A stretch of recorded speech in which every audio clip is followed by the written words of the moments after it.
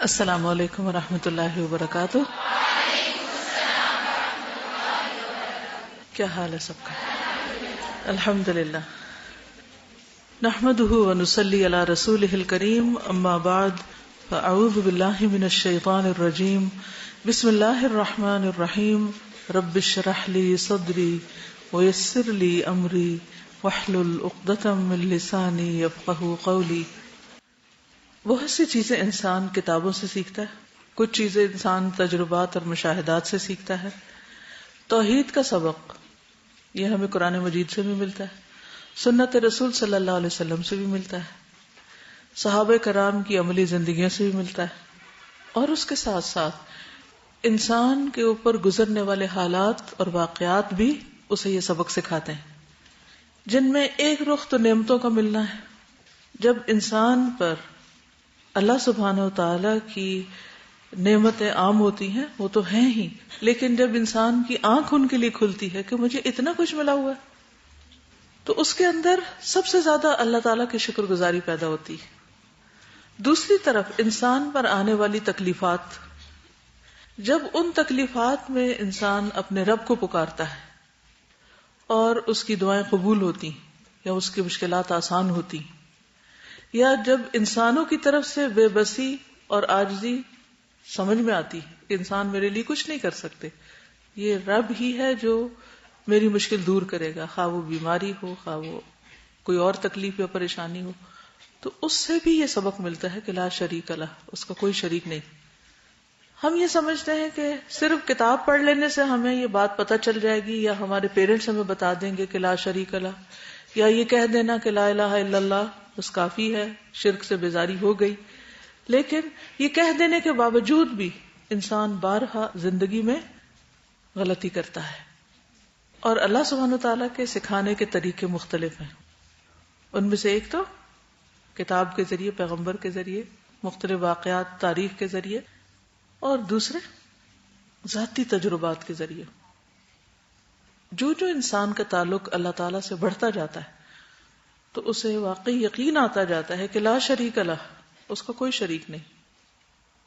اور یہ صرف اسی وقت ہوتا ہے کہ جب انسان کا عمل اللہ کے لیے خالص ہو جاتا ہے، پھر اس کے دل سے کسی کو کچھ دکھانے کی خواہش بھی جاتی رہتی کہ کوئی اس کا کام دیکھے، کسی انسان سے اپریسیشن کی بھی خواہش جاتی رہتی کہ کوئی میرا شکریہ ادا کرے یا میری تعریف کرے. کسی انسان سے صلے کی توقع بھی نہیں رہتی کہ کوئی اس کو کچھ دے، یعنی صرف تعریف نہیں بلکہ کوئی اور مادی فائدہ پہنچائے، کیونکہ اس کو یقین ہوتا ہے کہ میرا رب ہے، وہ ٹیک کیئر کر لے گا. تو یہ کہنا تو آسان ہے کہ قل ان صلاتی ونسکی ومحیای ومماتی للہ رب العالمین، لیکن اس کی عملی تصویر بننا، عمل سے ظاہر کرنا کہ لا شریک لہ وبذالک امرت وانا اول المسلمین، اور اس کے فیصلوں کے آگے سر تسلیم خم کر دینا، یہ انسان کو اس دنیا میں بھی جینے کا لطف دیتا ہے. ایسے ہی لوگوں کے لیے موت کے وقت بھی ایک خاص لطف ہے. ان کی موت بھی اللہ سے ملاقات کے شوق میں اور زیادہ خوبصورت بن جاتی ہے، اور حقیقی معنوں میں اسی وقت ومماتی للہ رب العالمین ہوتا ہے کہ انسان مرنا بھی چاہتا تو اللہ کے نام پر، اور مر کے کیا وہ چاہتا ہے کہ اللہ سے ملاقات ہو جائے. وہ مرنے کا انتظار بھی کیوں کرتا ہے کہ یہ اللہ سے ملاقات کا ذریعہ ہے، اور پھر مرنے کے بعد کی زندگی بھی اس کے لیے پرامن ہو جاتی جب وہ حقیقی معنوں میں لا شریک لہ کہتا ہے. تو ہماری زندگی کا ٹارگٹ کیا ہونا چاہیے؟ ہمارے جینے اور مرنے کے سارے کام صرف زبان کی حد تک نہیں، واقعی اللہ کے لیے ہو جانے چاہیے، کہ غیر اللہ سے کسی بھی قسم کے کسی فائدے یا کسی بھی چیز کی کوئی چاہت ہی نہ رہے. جب تک انسان انسانوں سے بہت کچھ چاہتا ہے، انسان اس کو مایوس کرتے ہی رہیں گے. اور جب انسان اپنی ساری توقعات اور امیدیں صرف اللہ سے رکھ لیتا ہے تو پھر اس کی زندگی میں ڈھیروں پریشانیوں کے باوجود بھی بے پناہ اطمینان ہوتا ہے، کیونکہ اس کو کسی سے کوئی شکوہ ہی نہیں، کوئی شکایت ہی نہیں، کیونکہ اس کو پتا ہے کہ انسان محتاج ہے، وہ میرے خالق نہیں، نہ میرے رازق ہیں، نہ وہ مجھے وہ دے سکتے ہیں جو میں ان سے چاہتا ہوں، وہ میرا رب ہے جو سب کچھ کرنے والا ہے. تو اس لیے میری زندگی للہ رب العالمین ہی ہے.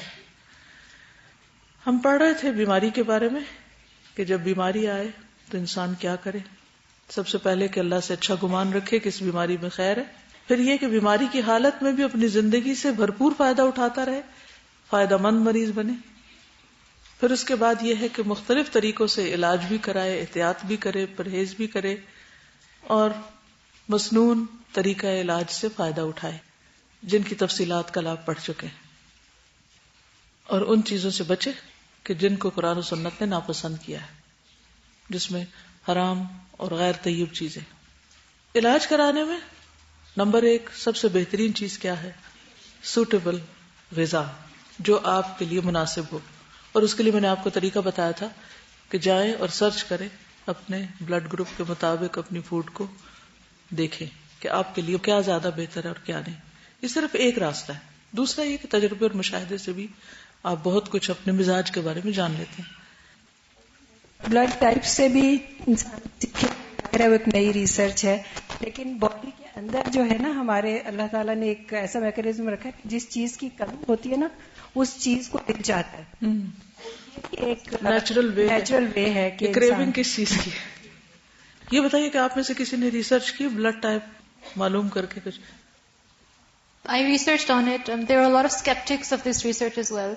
But generally I am O positive, تو O blood group کی جو میں پڑھی تھی I'm not supposed to eat many meats. Coffee dairy products بھی not allowed. اس میں یہ ہے کہ ایک ٹائپ ہونے کے باوجود بھی ہر انسان پھر مختلف ہے کئی اعتبار سے. اس میں کئی اور فیکٹرز بھی ہوتے ہیں، کس کنٹری میں آپ رہتے ہیں، کلائمیٹ کیا ہے، کون سی نسل سے آپ تعلق رکھتے ہیں، جینیٹک چیزیں بھی بیچ میں شامل ہو جاتی ہیں.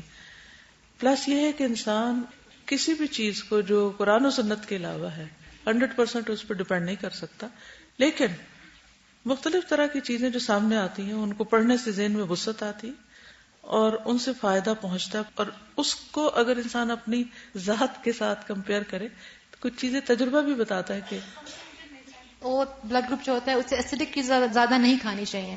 And I found that to be true with myself as well, کیونکہ نیچرلی اسٹمک زیادہ ایسیڈک ہوتا ہے. If you take more acidic things than that is more harmful to you. تو جو چیزیں نقصان دہ ہیں، کسی بھی چیز کو جس کو اللہ نے حلال قرار دیا اس کو ہم ٹوٹلی حرام نہیں کر سکتے، الا یہ کہ کوئی ڈاکٹر آپ کو کہے کہ وقتی طور پر آپ یہ چیز نہ استعمال کریں. مثلا اس کی بھی دلیل قرآن پاک میں ملتی، کل الطعام کان حلا لبنی اسرائیل الا ما حرم اسرائیل علی نفسہ من قبل ان تنزل التوراۃ. تو حضرت یعقوب علیہ السلام نے اپنے لیے کیا حرام کر لیا تھا، یعنی پرہیز کر رہے تھے وہ ایک طرح سے اونٹ کے گوشت کا، اونٹ اور شاید خرگوش بھی تھا، تو وہ ان کو پرسنلی ان کو نہیں سوٹ کرتا ہوگا. تو اس طرح کوئی بھی چیز جو حلال ہو کسی کے لیے بھی کسی اور کو حرام کرنے کا اختیار نہیں ہے، نہ خود پر حرام کر کے اس کو اس سے بچنا چاہیے. لیکن اگر کوئی چیز نقصان دے رہی ہو تو اس کو کھا کر بھی اپنا قتل نہیں کرنا چاہیے. تو مختلف چیزوں سے آپ کو فائدہ ضرور بہرحال پہنچتا ہے اور ساری زندگی انسان سیکھتا چلا جاتا ہے. اب یہ ہے کہ طریقہ ہے علاج میں آپ نے دیکھا ہوگا کہ ہر ملک اور ہر علاقے اور ہر مزاج کے لوگوں نے اپنی ضرورت کے مطابق بہت سے علاج ایجاد کیے ہوئے. مثلا چائنیز طریقہ کار جو ہے علاج کا، اور چائنیز طریقہ علاج میں بھی کئی قسم کے علاج ہیں، کوئی ایک نہیں ہے.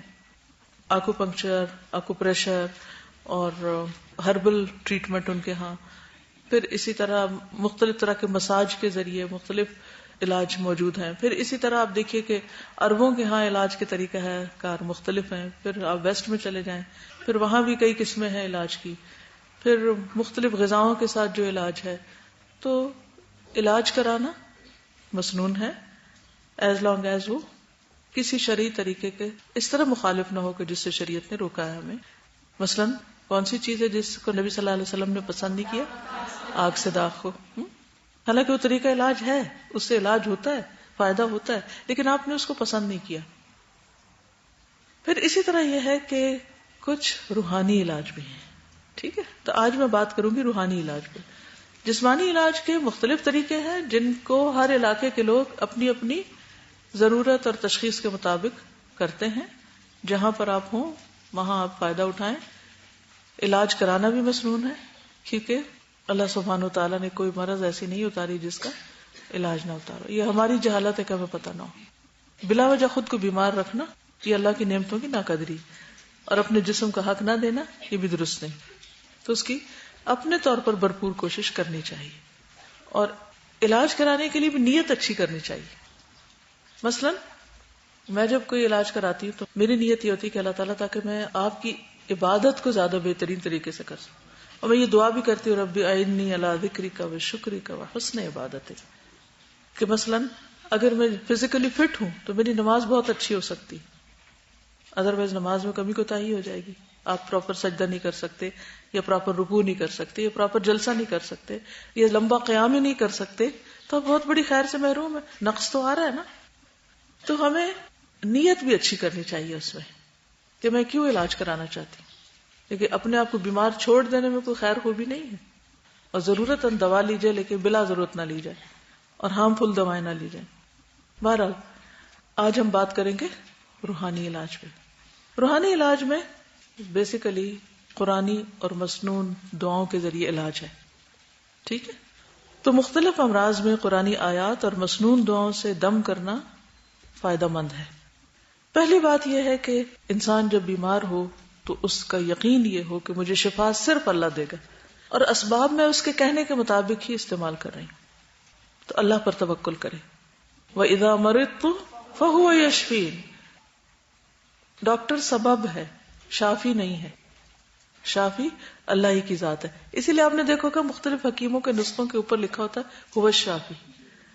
تو میں جب شروع بچپن میں پڑھا هو الشافی کیا چیز ہے نا، شافی کون ہے ذہن میں جاتا ہے وہی الشافی، شفا دینے والا ہے، تکلیف دور کرنے والا ہے. ورنہ سارے دنیا کے لوگ، ساری دنیا کے بیسٹ ڈاکٹرز بھی مل کر اگر آپ کو شفا دینا چاہیں نہیں دے سکتے. وہ صرف اللہ کے ہاتھ میں. اور یہی ہمارا یقین ہونا چاہیے. حضرت ایوب علیہ السلام نے جب ان کو تکلیف ہوئی تھی تو کیا کیا تھا؟ اللہ ہی کو پکارا تھا. وَأَيُّوبَ إِذْ نَادَىٰ رَبَّهُ أَنِّي مَسَّنِيَ الضُّرُّ وَأَنْتَ أَرْحَمُ الرَّاحِمِينَ. یہ تکلیف جسمانی بھی ہو سکتی ہے، روحانی بھی ہو سکتی. دونوں میں آپ یہ پڑھ سکتے. بَأْسَا ضَرَّاء أَنِّي مَسَّنِيَ الضُّرُّ وَأَنْتَ أَرْحَمُ الرَّاحِمِينَ. اور حقیقت یہ ہے کہ اللہ نے ہمیں ہر طرح کی رہنمائی دی ہے، تو ہم اللہ پہ بھروسہ کیوں نہ کریں. وَمَا لَنَا أَلَّا نَتَوَكَّلَ عَلَى اللَّهِ وَقَدْ هَدَانَا سُبُلَنَا. ہمیں کیا ہے کہ ہم اللہ پہ بھروسہ نہ کریں، حالانکہ اسی نے ہمیں ہدایت کی راہیں دکھائی ہیں. ہر چیز کا راستہ اس نے کھولا ہے، تو توکل بھی اسی پہ کریں گے. پھر دعا سے علاج، یعنی انسان دم بھی کرے لیکن دعا بھی کرے، خود بھی کرے دوسرے لوگ بھی کرے. اور اس پر بھی بہت ریسرچ ہو چکی ہے کہ کس طرح وہ مریض جن کے لیے دعا کی جاتی ہے وہ جلدی صحت یاب ہو جاتے ہیں بنسبت اس کے کہ جن کے لیے دعا نہیں ہوتی. باقاعدہ اس پہ تجربے کیے گئے. ریڈرز ڈائجسٹ میں ایک آرٹیکل آیا تھا کافی سال پہلے. ایک قبیلے کے آدمی نے بتایا کہ وہ کہتے ہیں کہ میں نے پوچھا، یہ مسند احمد کی روایت ہے، کہ اے اللہ کے رسول صلی اللہ علیہ وسلم آپ کن چیزوں کی دعوت دیتے ہیں، آپ کی تبلیغ کیا ہے؟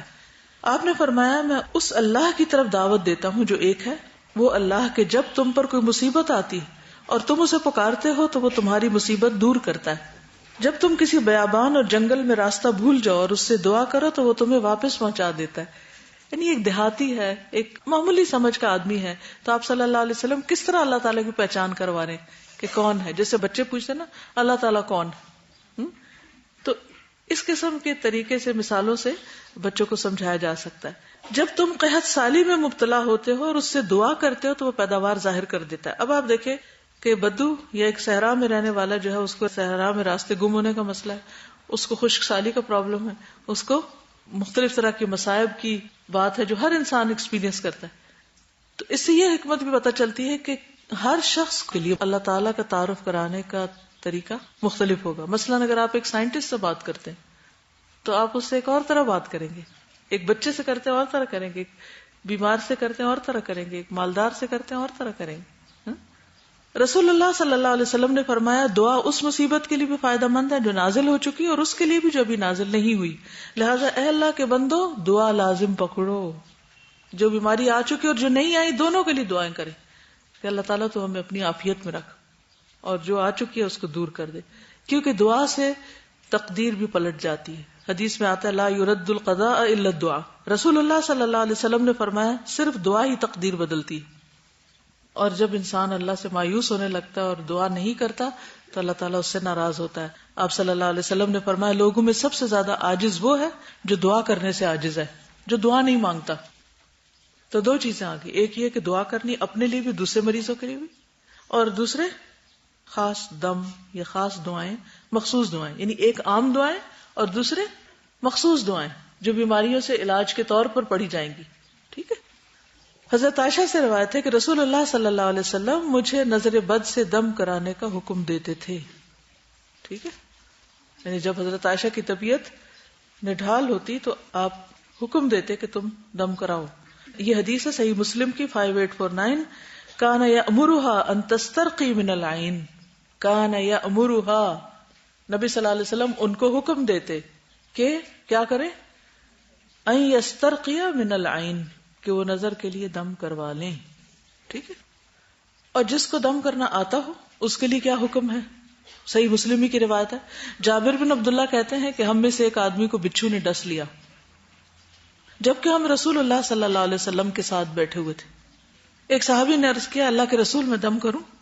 آپ نے فرمایا تم میں سے جو اپنے بھائی کو فائدہ پہنچانے کی استطاعت رکھتا ہو وہ اسے فائدہ پہنچا دے.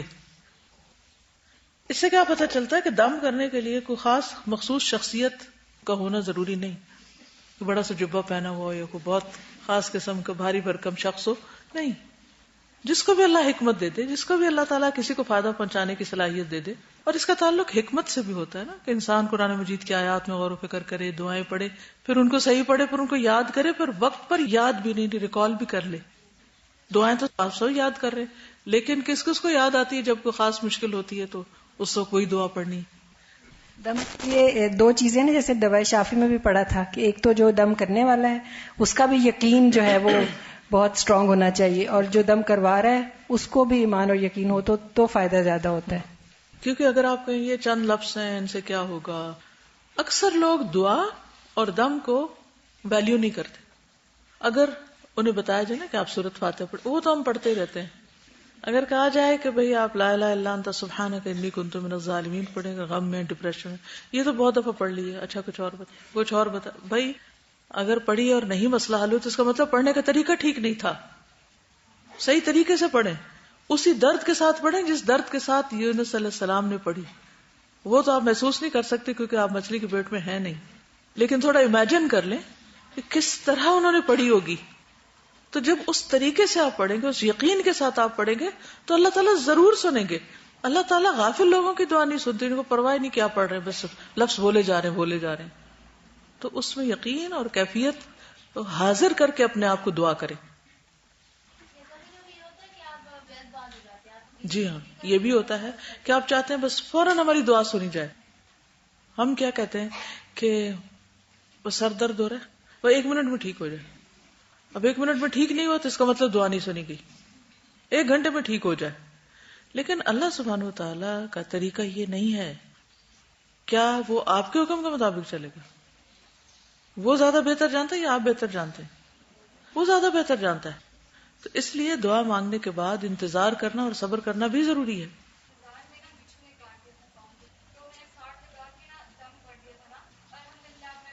الحمدللہ، بالکل یقین کے ساتھ کیا نا. وہ کہتی ہے نمک لگا کے دم کیا، بچھو کاٹا، بس کچھ بھی نہیں اس کے بعد. الحمدللہ بالکل ٹھیک ہو گئی. لیکن ایک حد تک جا کے ہم بھی نا مایوس ہو ہی جاتے ہیں، چاہے 2 ماہ بعد ہو یا 1 سال بعد ہو، لیکن لمٹ مایوس کی آ ہی جاتی ہے. ہونی نہیں چاہیے، یہ اس میں ضرور بہتری ہے. کرنی چاہیے کہ اللہ تعالیٰ کرنی چاہیے، اللہ تعالیٰ آپ سے ہی لینا ہے. اچھا کس طرح؟ وہ اس طرح کہ بعض اوقات ہم یہ کہتے ہیں کہ اللہ تو مجھے بس یہی دے، حالانکہ اللہ تعالیٰ نے اس کے بدلے کچھ اور دینا ہوتا ہے، وہ زیادہ بہتر ہوتا ہے. اس لیے دعا ہمیشہ یعنی اس طرح مانگنی چاہیے کہ اللہ جو میرے لیے بہتر ہے وہ مجھے دے. نہیں، جو ہمیں بہتر لگتا ہے ہم وہ بھی مانگ سکتے ہیں. ٹھیک ہے نا، یقین کے ساتھ مانگے. پھر اللہ تعالیٰ کو زیادہ پتا ہے کہ یہ اس کے لیے بہتر نہیں، میں اس سے بھی بہتر اس کو دے رہا ہوں. کیونکہ اگر ہم خود ہی ڈیسائسو نہیں ہیں کہ کیا مانگ رہے ہیں کیا نہیں، ہمیں پتہ ہی نہیں کیا مانگنا ہے، تو پھر اس میں یقین نہیں آتا. اللہ تعالیٰ چاہیں تو یہ دے دیں، چاہیں تو وہ دے. یہ نہیں کہنا یہ چاہیے، جو چاہیے وہ مانگے. اللہ تعالیٰ کو تو ہر صورت پتا ہے کہ یہ نہیں ٹھیک، تو اللہ تعالیٰ پھر کہتے ہیں نہیں یہ نہیں بندے، یہ لو جو اس سے اچھا ہے. چلیے پھر نبی صلی اللہ علیہ وسلم کا اپنی بیوی کو دم سیکھنے کے لیے کہنا. حضرت حفصہ سے مروی ہے کہ ایک مرتبہ نبی صلی اللہ علیہ وسلم ان کے پاس تشریف لائے تو میرے یہاں شفا نامی ایک خاتون موجود تھی جو پہلے پھنسیوں کا جھاڑ پھونک سے علاج کرتی تھی. یعنی اسکن ڈیزیز کا علاج اسی طرح جھاڑ پھونک سے. نبی صلی اللہ علیہ وسلم نے ان سے فرمایا یہ طریقہ حفصہ کو بھی سکھا دو.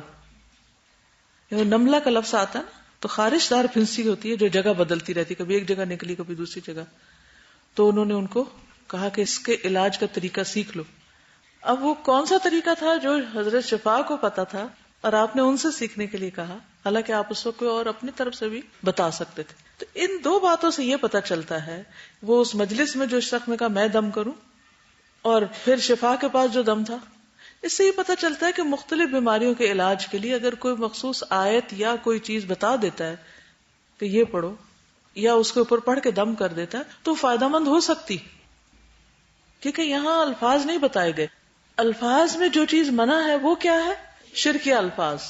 ایز لانگ ایز قرآن مجید کی آیت ہے یا کوئی اور اس طرح کی چیز ہے جو الفاظ ہیں کسی بندے نے اپنی طرف سے بنائے ہوئے ہیں لیکن الفاظ میں کوئی شرک نہیں، تو اس میں کوئی حرج نہیں. ہم اردو میں بھی مانگتے ہیں اور زبانوں میں بھی مانگتے ہیں تو مانگ سکتے ہیں، اللہ سے ہی مانگتے ہیں. جب تک اللہ سے مانگ رہے ہیں اور اللہ کا نام لے کے دم کر رہے ہیں، جھاڑ رہے ہیں اس کو، تو کوئی بات نہیں. جی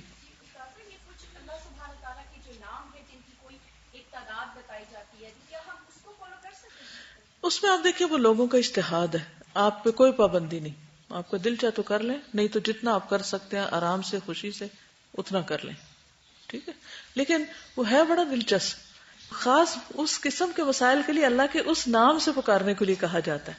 تو اس حد تک آپ استفادہ کر سکتے ہیں، لیکن کسی بھی انسان کی بات فرض درجے میں نہیں ہوتی کہ آپ اسے ضرور مانیں کہ انہوں نے کہا 100 دفعہ پڑھو تو 100 سے 99 ہو گیا یا 101 ہو گیا تو مسئلہ نہیں حل ہونے کا. یہ نہیں دل میں آنا چاہیے. آپ 1000 دفعہ پڑھیں، انگنت پڑھیں، بلکہ میں تو ہمیشہ کہتی ہوں کہ تھوڑی دیر بھی پڑھو، یکسوئی سے پڑھو، جتنا چاہے پڑھو. لیکن اصل میں لوگ بہت تنگ کرتے ہیں، اچھا کتنی دفعہ، تو پھر وہ جو بتانے والے ہوتے ہیں وہ کچھ نہ کوئی نمبر اپنے پاس سے بتا ہی دیتے ہیں تاکہ ان کی جان چھوٹے کہ بھائی کچھ تو کریں جا کے، ورنہ وہ کرتے نہیں ہیں. لوگوں کا ایک انہوں نے نمبر یا تعداد باندھ لی اپنے پاس سے، یہ باندھنی نہیں چاہیے. اللہ یہ کہ سنت سے ثابت ہو کہ 33 بار سبحان اللہ اور 33 بار الحمدللہ اور 33 بار اللہ اکبر اور 34ویں بار فلاں چیز پڑھی جائے، وہ تو ہم ایسے ہی کریں گے. یا 100 بار لا الہ الا اللہ وحدہ لا شریک لہ، تو ویسے ہی کریں گے جیسے نبی صلی اللہ علیہ وسلم نے بتایا. ان کے کیے سے نہ آگے بڑھیں گے نہ پیچھے رہیں گے. لیکن کسی اور کے بتائے میں دل چاہتا تو کر لیں، نہیں کرتا تو نہ کریں. اور یہ شک نہ ہو کہ کیونکہ میں نے مولوی صاحب کی بات نہیں مانی تو میرا مسئلہ حل نہیں ہونا. اللہ تعالیٰ کسی گنتی کا پابند نہیں ہے. چلیے، نبی صلی اللہ علیہ وسلم کا خود کو دم کرنا. حضرت عائشہ کہتی ہے کہ رسول اللہ صلی اللہ علیہ وسلم جب بیمار پڑتے تو اپنے اوپر معوذتین یعنی الفلق اور الناس پڑھ کر دم کر لیا کرتے. طریقہ کیا؟ ہاتھ پہ پڑھ کے اس کو پھیر کے اور پورے جسم پر پھیر لیتے، یعنی اپنے آپ کو خود بھی جھاڑ لیتے. تو ضروری نہیں کہ کوئی اور ہم پہ کرے، خود بھی پڑھ لیں، ٹھیک ہے. آیت الکرسی وغیرہ بھی سورۃ فاتحہ پڑھ کے اپنے اوپر خود پھونک مار لیں، ہاتھ پھیر لیں، کچھ بھی کریں. نبی صلی اللہ علیہ وسلم کا گھر والوں کو دم کرنا. حضرت عائشہ سے روایت ہے کہ ہم میں سے جب کوئی بیمار ہوتا تو رسول اللہ صلی اللہ علیہ وسلم اس پر اپنا دایاں ہاتھ پھیرتے اور فرماتے، اے لوگوں کے رب، تکلیف کو دور کر دے اور شفا دے، تو ہی شفا دینے والا ہے، تیری شفا کے علاوہ کوئی شفا نہیں، ایسی شفا کہ کوئی بیماری باقی نہ رہے. عربی میں کیا ہے دعا؟ اذهب البأس رب الناس واشف انت الشافی لا شفاء الا شفاؤک شفاء لا یغادر سقما. پھر نبی صلی اللہ علیہ وسلم دوسرے مریضوں پر بھی دم کر دیا کرتے تھے. حضرت عائشہ سے روایت ہے کہ رسول اللہ صلی اللہ علیہ وسلم جب کسی مریض کے پاس تشریف لے جاتے یا کوئی مریض آپ کے پاس لایا جاتا تو آپ یہ دعا فرماتے، یہی جو ابھی پڑھی آپ نے، اذهب البأس رب الناس واشف انت الشافی لا شفاء الا شفاؤک شفاء لا یغادر سقما. گھر والوں اور باہر والوں کو بھی آپ پڑھ سکتے ہیں، کہ کچھ لوگ کہتے ہیں نا بس اپنے لیے خود ہی مانگے، کسی دوسرے کو کچھ نہ کرے. نہیں، خود بھی اپنے اوپر، اپنے بال بچوں پر.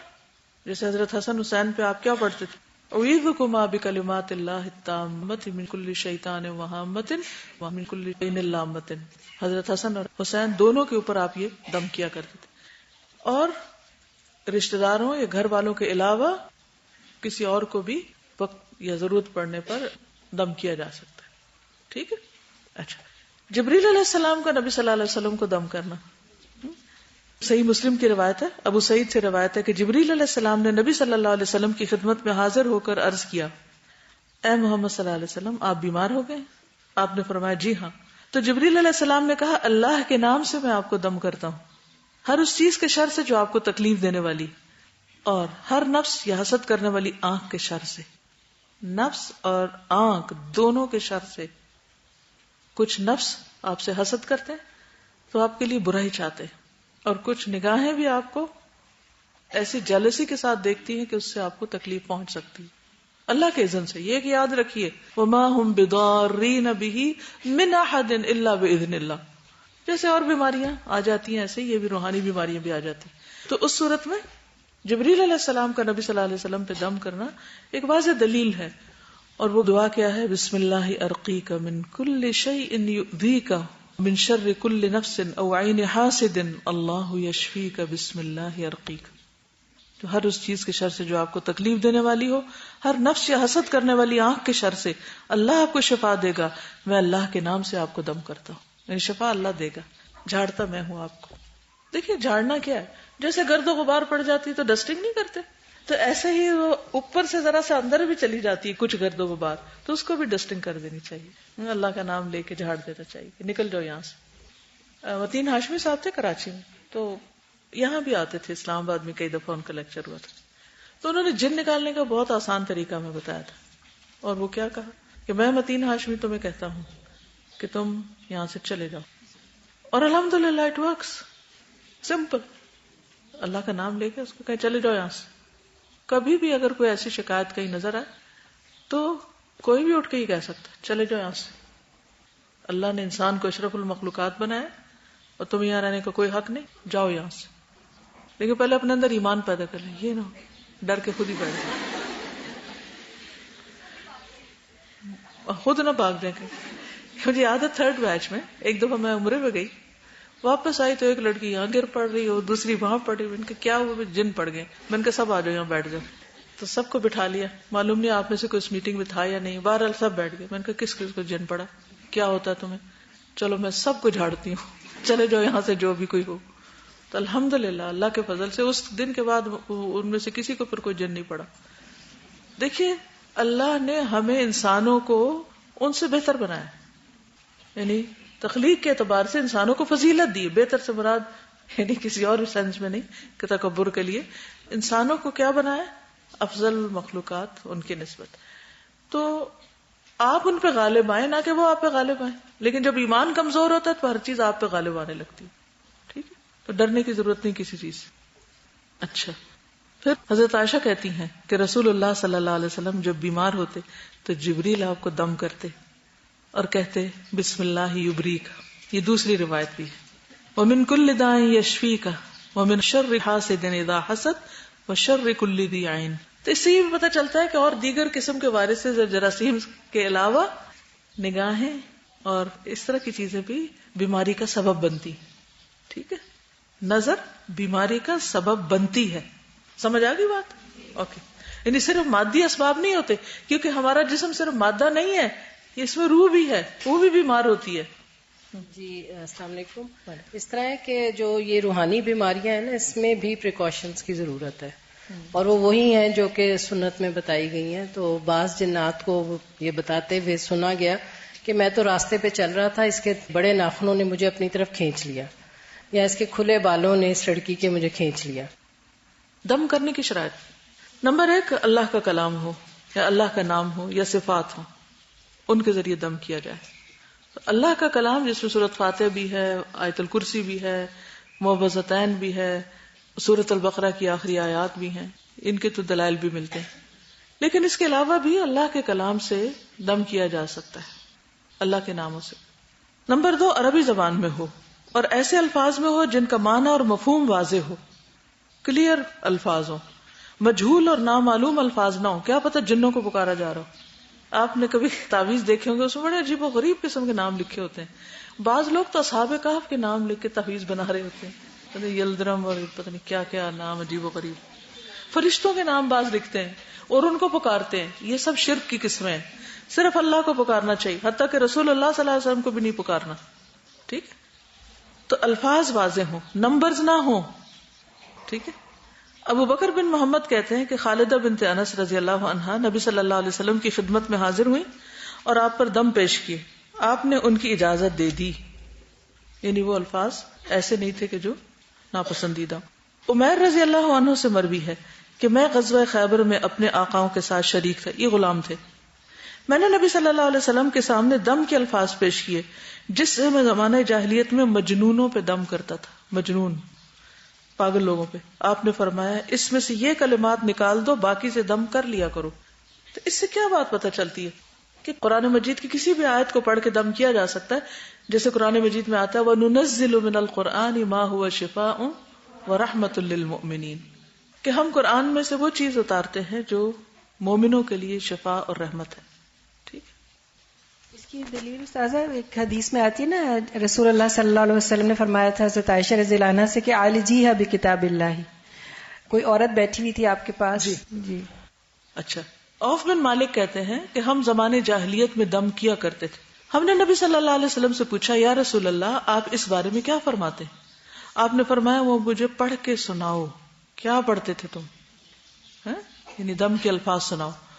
سننے کے بعد آپ نے فرمایا ایسے دم میں کوئی حرج نہیں جو شرک سے پاک ہو. ٹھیک ہے. چوتھی شرط، جادوگر، کاہن، نجومی وغیرہ سے دم نہیں کرانا چاہیے. جو لوگ شرک کرتے ہیں ان کے پاس مت جائیں. غیب کی خبریں بتاتے ہیں جو معلوم نہیں وہ کیا کچھ کہنا شروع کر دیں یا کیا کچھ شامل کر لیں.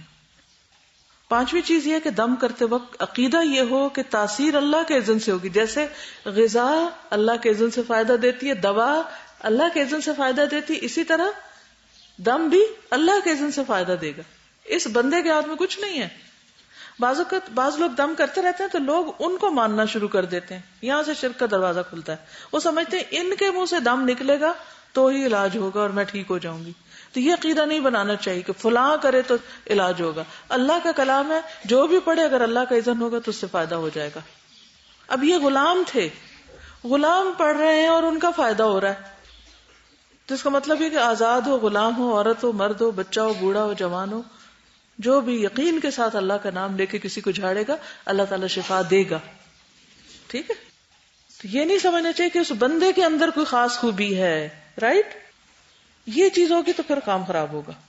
بندوں میں کچھ نہیں ہے، یا تو اللہ کا کلام کے اندر ہے، اللہ کی ذات جو بھی فیصلہ کرے بندے کے حق میں شفا کر.